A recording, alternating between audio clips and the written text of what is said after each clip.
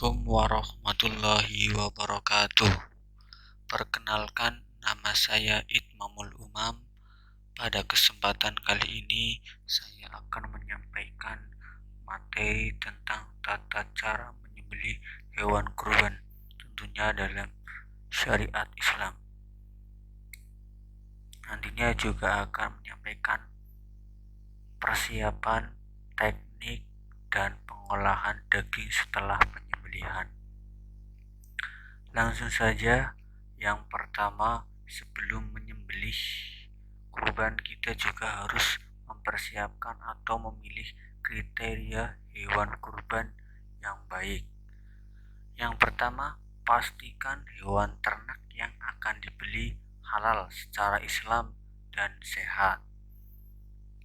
Yang kedua, pastikan umur hewan kurban. Artinya, untuk kambing dan domba minimal umur 1 tahun, sedangkan sapi kerbau minimal berumur 2 tahun. Kemudian yang ketiga, memilih hewan kurban yang memiliki nafsu makan yang baik, lincah, mata bersinar, dan bulu tidak kusam. Intinya memilih hewan yang terbaik atau bagus. Yang keempat, memastikan hewan kurban tidak cacat dan sehat. Terus yang kelima, menanyakan tentang surat keterangan sehat sebagai acuan kesehatan hewan tersebut. Yang keenam atau yang terakhir, memperhatikan aspek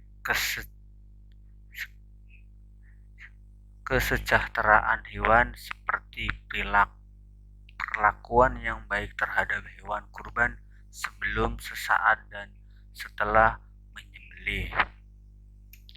Yang selanjutnya, untuk persiapan dalam menyembelih hewan kurban. Yang pertama, pastinya memilih hewan kurban yang sehat atau layak untuk disembelih. Yang kedua, menyiapkan perlengkapan dan sarana prasarana yang diperlukan seperti tenda untuk menggelar daging, pisau, tali tambang, ataupun pengasah pisau, dan lain sebagainya. Yang ketiga, menjaga kebersihan dan kesehatan lingkungan sekitar tempat menyembelih hewan kurban. Yang keempat, memperhatikan aspek kesehatan dan keamanan dalam menyimpan persiapan daging kurban. Yang kelima atau yang terakhir, menyembelih hewan kurban dengan cara yang benar dan sesuai dengan syariat Islam. Nah, bagaimana cara menyembelih hewan dengan syariat Islam? Langsung saja, berikut langkah-langkahnya. Yang pertama, membaringkan terlebih dahulu hewan yang akan dikurbankan. Yang kedua, ikat kaki supaya nanti mudah dijagal atau disembelih, supaya hewan juga tidak memberontak. Yang ketiga, petugas menyembelih dan hewan kurban bersamaan menghadap ke arah kiblat. Jadi hewan diarahkan ke kiblat. Tak lupa membaca bismillah, membaca sholawat, membaca takbir dan tahmid sebanyak 3 kali, serta membaca doa menyembelih hewan kurban. Yang selanjutnya, menyembelih atau memotong urat nadi dan kerongkongan hewan kurban hingga putus. Selanjutnya, apabila leher hewan kurban telah terpotong dengan pasti, maka hewan kurban hendaknya diangkat dan digantungkan pada kaki bagian belakang. Tujuannya apa? Supaya darah mengalir keluar dari hewan kurban tersebut. Yang terakhir atau yang 10, kemudian dilakukan pengulitan perlahan, keluarkan isi dalam hewan dan dipisahkan, bungkus terpisah dan plastik khusus makanan, dan pasti jagalah kebersihan daging kurban. Nah, setelah menyembelih kurban, kita juga harus mengolah daging kurban dengan baik dan pastinya sehat dan higienis. Nah, ada panduan penanganan daging setelah menyembelih. Ini penting juga untuk dilakukan. Yang pertama yaitu setelah hewan disembelih dan mati dengan sempurna, dilakukan pengulitan supaya daging juga bersih.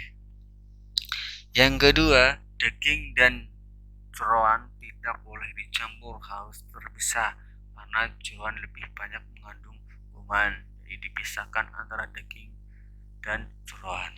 Yang ketiga, menjaga kebersihan tangan, tempat, dan pakaian. Jadi untuk petugas, tangan ataupun tempat untuk penanganan daging harus dijaga kebersihan. Yang keempat, daging harus disimpan pada temperatur rendah atau melalui pendinginan, atau juga istilahnya jangan terlalu dibiarkan. Yang kelima, memisah kepala dan bagian lain dilakukan setelah hewan mati. Jadi dilakukan pemisahan kepala dan bagian-bagiannya setelah hewan mati.